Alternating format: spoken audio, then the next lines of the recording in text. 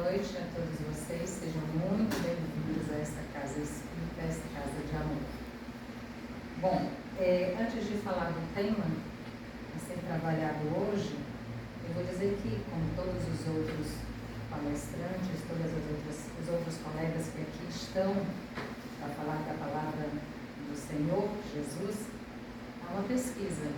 Então, a minha palestra ela teve como base o estudo, certamente, do Evangelho segundo o Espiritismo, basicamente capítulos 5 e 25, Epístola de Tiago, de São Mateus, um pouquinho da terceira parte do Sermão da Montanha,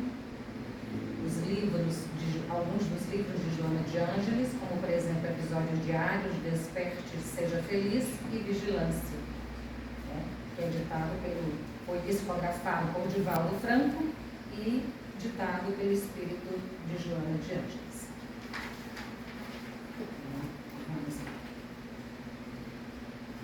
Eu começo com uma pergunta. Podemos transformar adversidades e infortúnios em sucessos e vitórias? Conforme as definições de gramáticos e dicionaristas, adversidade é um acontecimento inoportuno, inconveniente, impróprio ou inadequado. Já infortúnio é falta de sorte, infelicidade ou desgraça. Cabe-nos, então, analisarmos se o infortúnio traz consigo a necessidade de reflexão sobre os valores creditados a ele. O que será que nos leva às adversidades, aos infortúnios e insucessos? Seriam eles evitáveis? Quais os motivos por trás desses eventos, muitas vezes tão dolorosos? Quais os comprometimentos anteriores e as razões pelas quais eles aconteceram? E o mais importante, como modificarmos a rota e encontrarmos o sucesso e a paz? Não seria o infortúnio, o mal, o acontecimento ruim, um alerta ou ainda um convite às mudanças tão necessárias de visão de mundo, de relacionamentos, de valores, de posturas e de hábitos?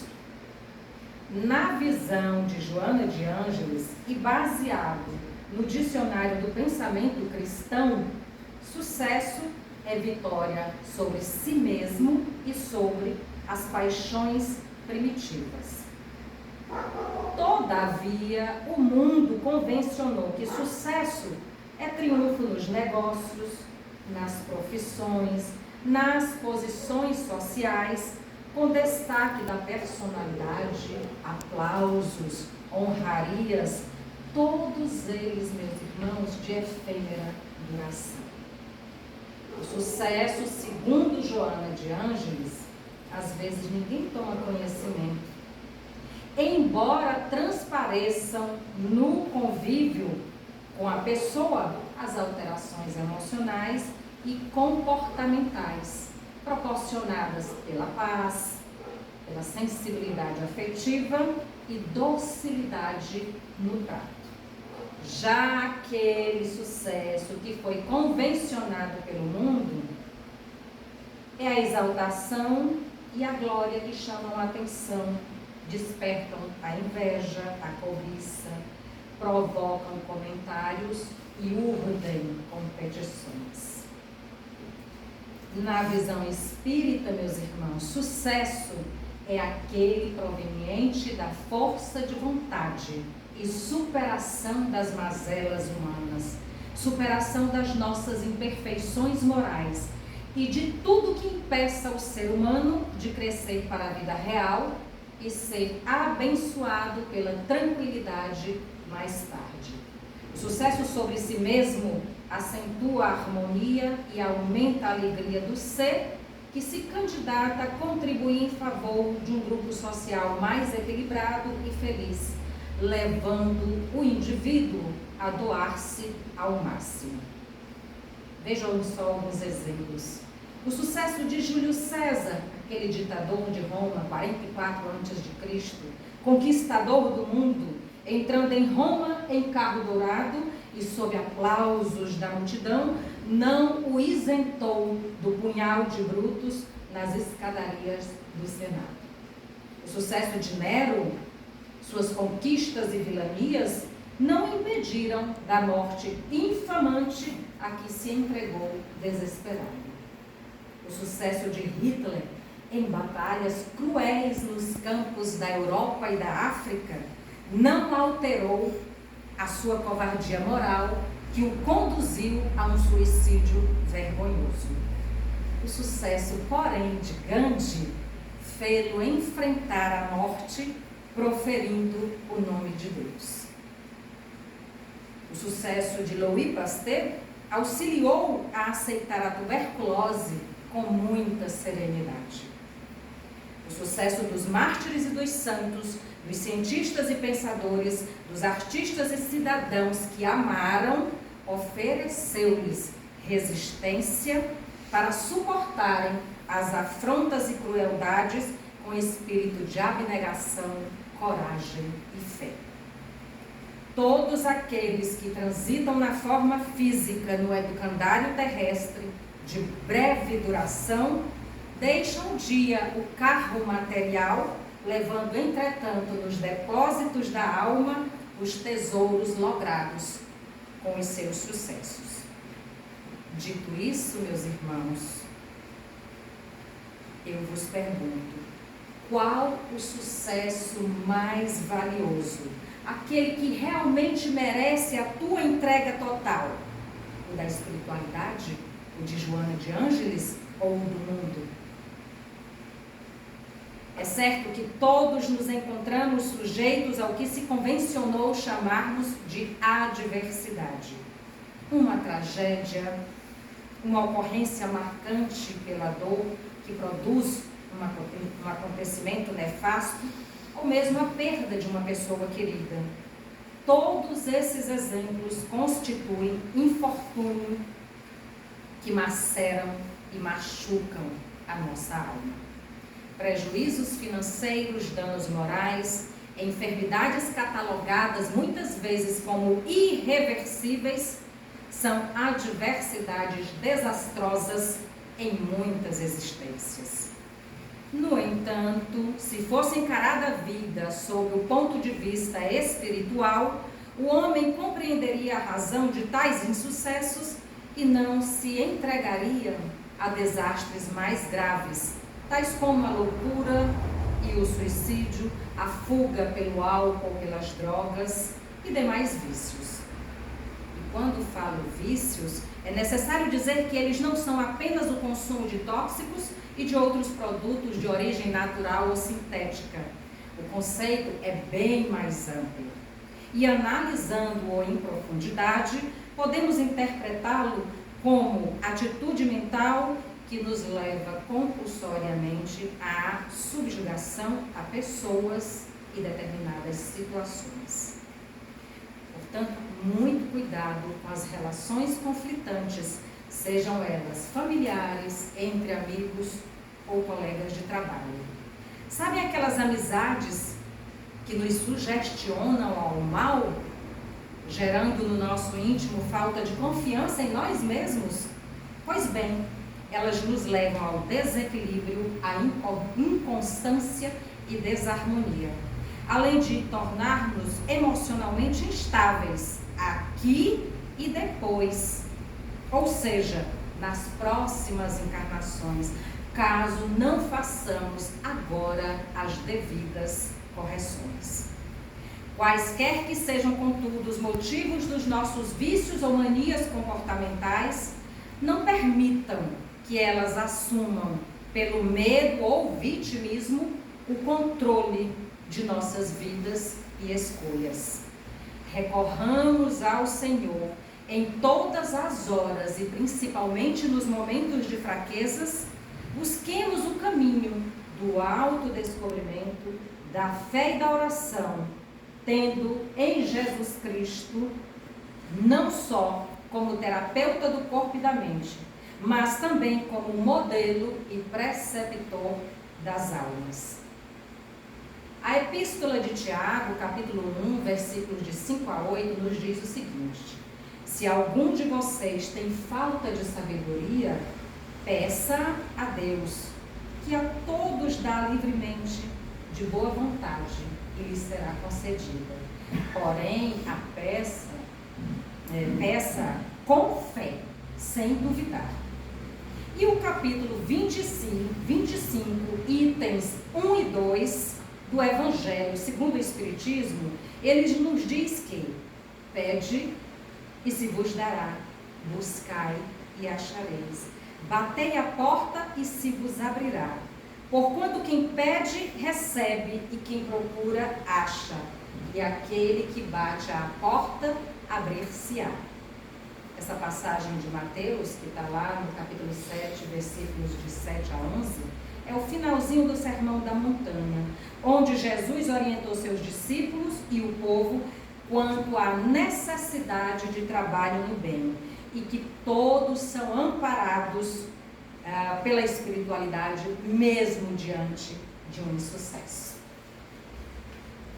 Kardec, ao analisar essa mensagem de São Mateus, apresenta a seguinte argumentação: esse trecho é o princípio da lei do trabalho.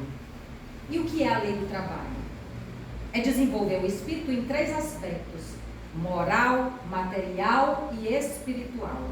E por conseguinte, da lei do progresso, porquanto o progresso é filho do trabalho, visto que este põe em ação as forças da inteligência. Esperar que Deus nos dê bens espirituais e materiais, dispensando-nos de qualquer colaboração, seria no mínimo insensatez, porque o progresso é filho do trabalho, como bem disse Kardec. Dessa maneira, serás filho das tuas obras, terás delas o mérito e serás recompensado de acordo com o que hajas feito. Sabemos também que Deus se manifesta em nossas vidas de diferentes formas, e suas respostas às nossas aflições surgem sempre de maneira a nos beneficiar e a nos manter em linha de equilíbrio e autopreservação. E para tanto, Jesus de Nazaré trouxe-nos o caminho, revelou-nos a verdade tão buscada pelas filosofias humanas e ainda nos presenteou com uma filosofia espírita tão clara, tão límpida, quanto seria a sua mensagem. O mestre sabia das nossas dificuldades em percebermos em alguns momentos a realidade, dos esconderijos psicológicos que construímos como métodos de defesa e justificativas, com o intuito de camuflarmos as nossas diversas predisposições e ainda dos inúmeros papéis que cultivamos inconscientemente para não assumirmos as responsabilidades sobre os nossos próprios atos, pensamentos e omissões. O intuito dessa reflexão, amados irmãos, não tem a pretensão de determinar regras ou caminhos, nem mesmo regulamentar quais seriam as melhores atitudes a serem tomadas. Temos consciência da imensa diversidade dos níveis de amadurecimento dos seres humanos. Mas, ao refletirmos sobre a natureza humana e entendê-las em seus diversos aspectos e matizes comportamentais, melhoraremos a nós mesmos, reconstruindo-nos ou transformando-nos interiormente para que o reino dos céus se edifique em nós. No entanto, é fato que a existência física não transcorre qual nau sem rumo em mar encapelado. Como um barco sem rumo em um mar agitado? Não. Os atos anteriores e a conduta atual são como mapa e rota para chegar ao destino que cada indivíduo porta. Realmente desastrosos são os males que se praticam em relação ao próximo, pois eles fomentarão as adversidades de amanhã, que são inadiáveis resgates do infrator, aquele que infringe ou viola as leis divinas. Quando a dor bate à porta ou o fracasso nos visita, a tendência é acusarmos a vida, o outro, a família, a sociedade, o chefe, o tempo. Enfim, essa prática é tão antiga quanto o gênero humano.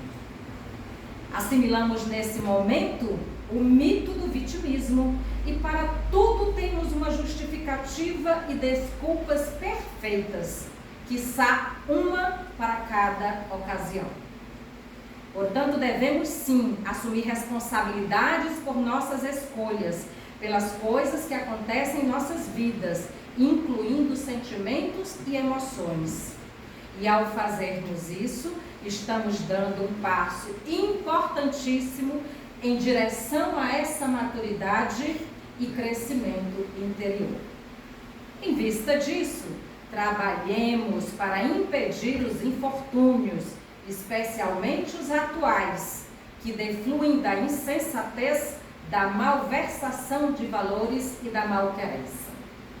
Desse modo, meus irmãos, se forem acometidos por insucesso de qualquer natureza ou algum sinistro, assumam um comportamento de equilíbrio e enfrente-os com serenidade.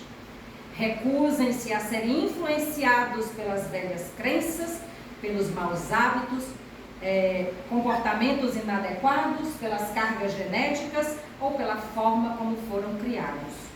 Somos, meus queridos, arquitetos do nosso destino, podendo mudar a rota quando e como desejarmos.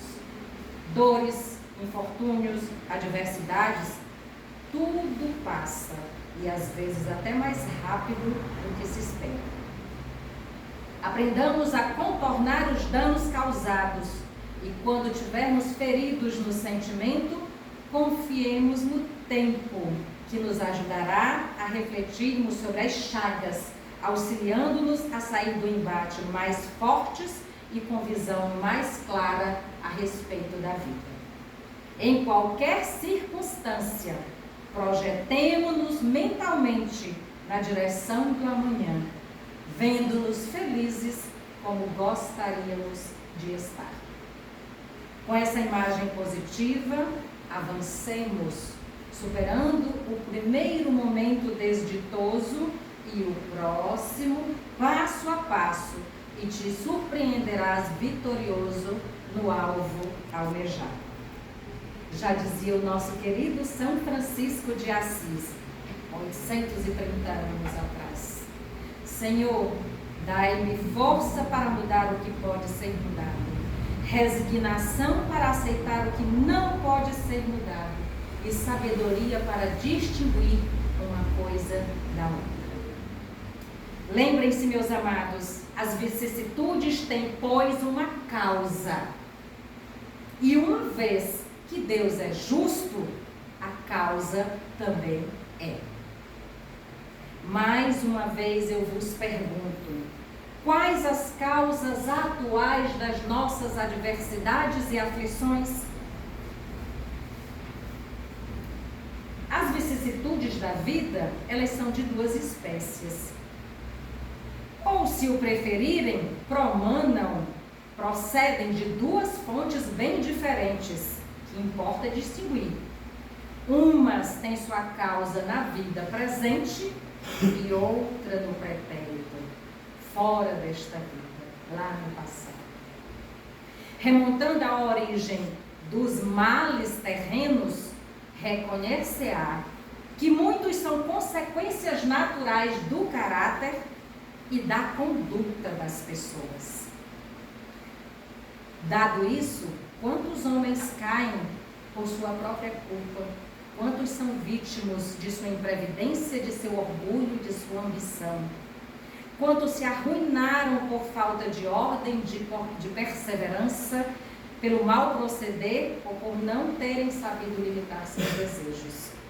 Quantas uniões desgraçadas, porque resultaram de um cálculo de interesse ou de vaidade, e nas quais o coração não tomou nenhuma parte. Quantas divergências, disenções e funestas disputas se teriam evitado com um pouco de moderação e menos suscetibilidade. Quantas doenças e enfermidades decorrem da intemperança e dos excessos de todo gênero. Em face do exposto, como modificaremos a rota e encontraremos o sucesso e a paz? Interroguem friamente suas consciências, todos os que são feridos no coração pelas vicissitudes e decepções da vida.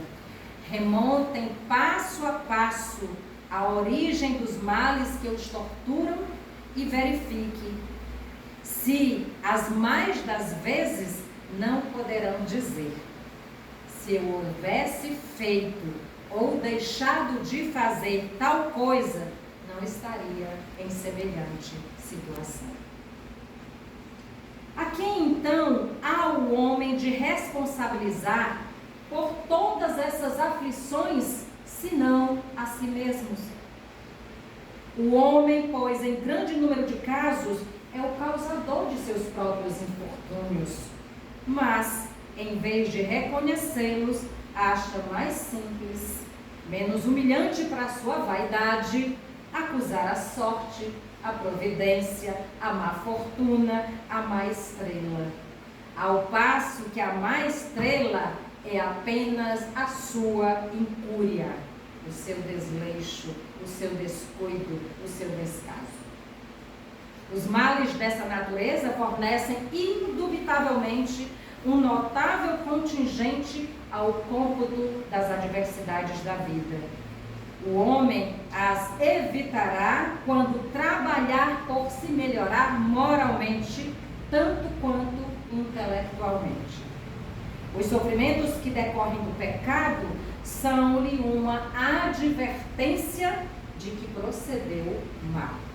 Dão-lhe experiência, fazem sentir a diferença existente entre o bem e o mal e a necessidade de se melhorar, para de futuro evitar o que lhe originou uma fonte de amarguras, dissabores, infortúnios e insucessos. Contudo, assim como para o obreiro o sol se levanta no dia seguinte, permitindo-lhe neste reparar o tempo perdido, também para o homem, após a noite do túmulo, brilhará o sol de uma nova vida, em que lhe será possível aproveitar a experiência do passado e suas boas resoluções para o futuro, nos oportunizando dias melhores. O que fazermos então para promovermos essas mudanças salutares para o corpo e o espírito e alcançarmos a tão sonhada paz? Alcançaremos, caríssimos irmãos, a tão sonhada paz, o sucesso, a calmaria e o equilíbrio quando aprendermos a cultivar o bem sem olhar a quem, quando dermos a devida importância ao nosso crescimento e amadurecimento espiritual, ao evitarmos equívocos e erros com os nossos semelhantes, convertendo sombras em luz, ao repelirmos a impiedade, o egoísmo e os vícios. E ao deixarmos de seguir modelos de comportamento muitas vezes inadequados, sem avaliarmos as consequências de tais escolhas. É chegada a hora, como espíritos em processo de evolução na Terra, de buscarmos a superação das nossas mazelas, de forma verdadeira, para que haja renovação de valores e comportamentos. Utilizemos, pois, as nossas energias para o bem, para construir, para amar, acolher e ajudar a nós mesmos e ao próximo. Aprendamos já a aparar as nossas arestas, corrigindo os nossos defeitos, erradicando os malfeitos e burilando as nossas emoções e sentimentos. Cultivemos a paciência, a fé e o amor incondicional, aguardando as bênçãos do tempo que tudo vence. Assim sendo, modifiquemos hábitos danosos em qualquer área da nossa existência, começando por aqueles que pareçam mais fáceis de serem derrotados. E prossigamos no compromisso, abraçados com Cristo, sem desânimo, sem vãs ilusões, confiando sempre no valor do bem. Trabalhemos o nosso próprio eu, os nossos pensamentos e atitudes, vencendo dia a dia limites e obstáculos impostos, muitas vezes por nós mesmos. Saibamos também valorizar as nossas conquistas, mas sem nos embevecer e iludir por essas vitórias. Ainda muitas paisagens a percorrer e muitos caminhos a trilhar. E ao seguirmos tais estradas, ensinamentos e sugestões, mesmo em dias de grande descrença, como são os atuais, buscando as explicações necessárias e límpidas da doutrina de luz, o Espiritismo trará, sem dúvidas, as respostas cabíveis e coerentes para a manutenção da paz interior e para a harmonia nas relações e o sucesso na vida pessoal, familiar e profissional. Lembrem-se, contudo, que eu estou falando do sucesso e da riqueza que o tempo não oxida, corrói, danifica ou destrói. O momento é agora e já. Não há mais o que esperar. Basta que nós lembremos que nós estamos passando por um período de transição, saindo de um mundo de provas e expiações para um mundo de regeneração. E quem não estiver alinhado com esse novo ciclo, irá continuar certamente a sua evolução, mas em outros mundos de expiação, não mais no nosso planeta. O tempo passa e todos os minutos são preciosos para essas conquistas que nós precisamos fazer no nosso íntimo. É sabido diante disso que somente a renovação moral nos possibilitará a paz, a felicidade e o sucesso que tanto almejamos. Sendo assim, nada de lamentos, de queixas, murmúrios e comiserações, além dos cuidados que devemos ter com as energias dadas, recebidas e cultivadas. Atentos então aos detalhes, podemos dar início à nossa reforma íntima, nos empenhando com afinco e bravura e vivendo corretamente os ensinamentos de Jesus. Ajuda-te e o céu te ajudará, proclama a sabedoria. Isso, no fundo, equivale a dizer que as leis de Deus são invariavelmente prontas a efetuarem o máximo a nosso favor. Entretanto, nada conseguirão realizar por nós se não dermos de nós, pelo menos o mínimo. Precisamos, portanto, nos dispor a aprender sempre e compartilhar o que de bom aprendemos com os nossos semelhantes. A mudança, pouco a pouco, virá. Nenhum ser humano deseja ser infeliz intencionalmente, pois nenhuma criatura faria algo de ruim de propósito, a fim de que venha sofrer ou a se tornar derrotada. Por conseguinte, a compreensão do melhor depende do desenvolvimento de um raciocínio lógico para cada situação e se dá na criatura através de uma sequência progressiva, onde se leva em conta as experiências de vida e a maturidade espiritual e comportamental de cada um. Sendo assim, a natureza humana tende sempre a compensar as suas faltas e insuficiências. E, obviamente, o nosso melhor hoje sofrerá alterações amanhã, para que nós possamos nos ajustar sempre diante da vida. Mas não nos punamos diante das nossas falhas, elas também fazem parte do nosso processo evolutivo. Ainda examinando essa questão, é imperativo dizer que, quando estamos fazendo o nosso melhor, agimos de acordo com o que sabemos naquele momento. E dessa forma, a providência divina estará nos amparando. Porém, quando propositadamente não correspondemos com atos e atitudes ao nosso grau de justiça e conhecimento, passamos a não receber mais a condescendência espiritual, visto que nós transgredimos os limites das leis naturais que nos amparam e sustentam. Lembrem-se, a quem muito foi dado, muito será cobrado. A quem muito foi confiado, muito mais será exigido. Lucas 12, 42, 41. Deus, porém, quer que todas as suas criaturas progridam e, portanto, não deixa impune qualquer desvio do caminho reto. Os sofrimentos que decorrem do pecado são uma advertência de que procedemos mal. Eles nos dão experiências e faz com que nós sintamos as diferenças existentes entre o bem e o mal e a necessidade de nos aperfeiçoarmos para de futuro evitarmos o que originou a fonte de amarguras e insucessos. Se não houvesse a devida correção e confiantes na impunidade, retardaríamos o nosso avanço e, consequentemente, a nossa felicidade futura.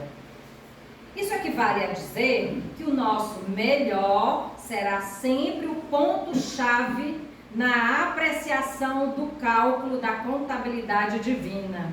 E ao registrar se os céus nos ajudarão, se acharemos o que buscamos, se as portas se abrirão ou se permanecerão fechadas.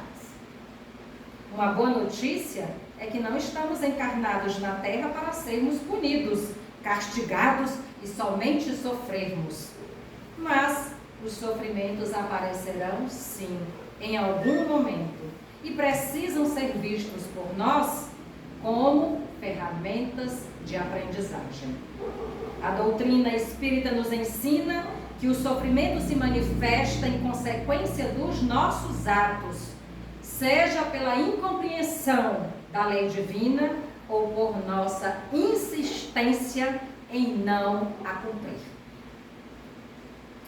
Portanto, a consolação prometida aos aflitos, aos que sofrem, se apresentará na vida futura quando o espírito não mais cometer os equívocos de hoje. Por isso precisamos agir com paciência e resignação diante das dificuldades, das dores, das misérias e infortúnios, trabalhando sempre no bem, para construirmos o nosso amanhã baseados no amor e na caridade. É certo que a conquista da minha e da tua paz exige uma luta árdua para poder implantar-se no país dos nossos corações. Mas unamo-nos ao esforço do amor que tudo preenche. Hajamos pacientemente, lutemos com perseverança e dedicação e seremos abençoados pela tranquilidade mais tarde. Fica, amados irmãos, muito claro para todos nós que a mudança é urgente e não existe caminho fácil, sem comprometimento, disciplina e força de vontade, na busca da autotransformação, que é gradual e interna, através dos anos, das experiências de vida efetuada para melhorarmos moral e espiritualmente. Carecemos, pois, amados irmãos, volvermos aos nossos caminhos e percorrê-los com reflexão e ternura. Essa é uma tarefa inadiável. E ao fazê-lo, cada indivíduo, sem dúvida, experimentará o calor da presença dele e a imanência do seu amor, permeando a sua existência.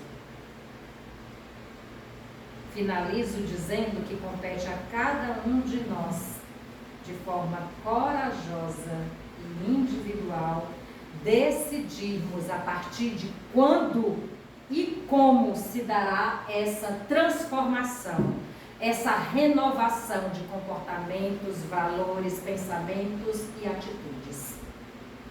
Que ela venha a galope, a passos largos, e nos traga enormes benefícios dentro e fora de nós.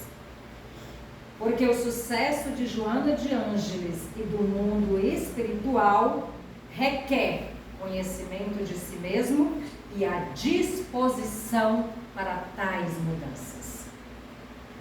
Amplio e reforço a exposição, relatando a fala do espírito Jean-Baptiste Henri Dominique Lacordaire, que se encontra no capítulo 5 do Evangelho segundo o Espiritismo, item 18, página 84, que resume muito bem a lição desta noite.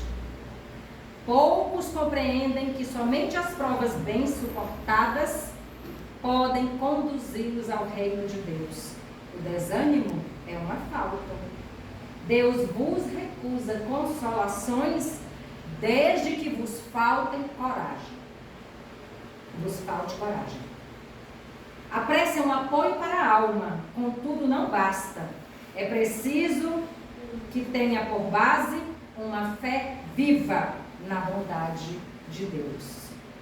Ele já muitas vezes vos disse que não coloca fardos pesados em ombros fracos. O fardo é proporcionado às forças, como a recompensa o será a resignação e a coragem. Mais opulenta será a recompensa do que penosa a aflição. Cumpre, porém, merecê-la. E é para isso que a vida se apresenta tão cheia de tribulações. Bem-aventurados os aflitos, pode então traduzir-se assim: bem-aventurados os que têm a oportunidade de provar a sua fé, sua firmeza, sua perseverança e submissão à vontade de Deus, porque terão centuplicada a alegria que lhes falta na terra, e após o labor virá o repouso. Exposto tudo isso, vos questiono novamente. Podemos transformar adversidades e infortúnios em sucessos e vitórias? Sim. Como e quando? Quando entendermos que todas as dificuldades da vida só existem porque nós as pedimos ou porque cometemos erros nesta ou em outras vidas. Quando entendermos que os padecimentos que passamos representam parcelas dos males que causamos em nosso processo evolutivo. Quando aceitarmos as provas que nos são impostas com fé e buscarmos o nosso progresso moral e espiritual. Só assim atingiremos o sucesso e seremos vitoriosos sobre nós mesmos e sobre as paixões primitivas. É através da reforma íntima que nos transformaremos e a nossa volta. Embora seja individual, a reforma íntima, ela tem o potencial de transformar a humanidade, vez que a prática de boas ações e o cultivo de pensamentos positivos não se limita apenas a quem pratica. Quando evoluímos de forma positiva, impulsionamos a evolução do próximo e contribuímos para um mundo melhor. A reforma íntima é a chave dessa transformação e ela traz múltiplos benefícios, como, por exemplo, cria virtudes, ajudando-nos no nosso aperfeiçoamento, eleva e inspira a nossa vibração e ajuda os nossos irmãos encarnados e desencarnados. Traz o entendimento necessário e encaminha-nos à felicidade plena. As dificuldades não nos afetam mais da mesma forma que antes. E aí encontramos a tão sonhada paz interior. E com essa mensagem enviada por Joana de Ângeles, psicografada por Divaldo Franco no livro Vigilância, eu encerro essa palestra. Trabalha-te interiormente, vencendo limites e obstáculos, não considerando os terrenos vencidos, porém fitando as paisagens ainda a percorrer. A tua reforma íntima te concederá a paz, porque anelas e a felicidade que tanto desejas. Obrigada a todos vocês pela oportunidade, por me ouvirem, pela troca de energia. Gratidão ao Mestre Jesus e aos seres de luz que aqui estão a nos orientar e proteger. Que Ele abençoe o nosso Centro Espírita Paz, Amor e Caridade, as nossas vidas, os nossos lares e as nossas escolhas. Que o nosso amanhã seja leve e feliz. E que cada um aplique os ensinamentos de Cristo para promover a nossa melhoria individual e da humanidade. A todos uma linda e abençoada noite e que Jesus os acompanhe. Que a paz de Cristo esteja com todos vocês. Amém. Vamos agora fazer tudo isso, a nossa prece final.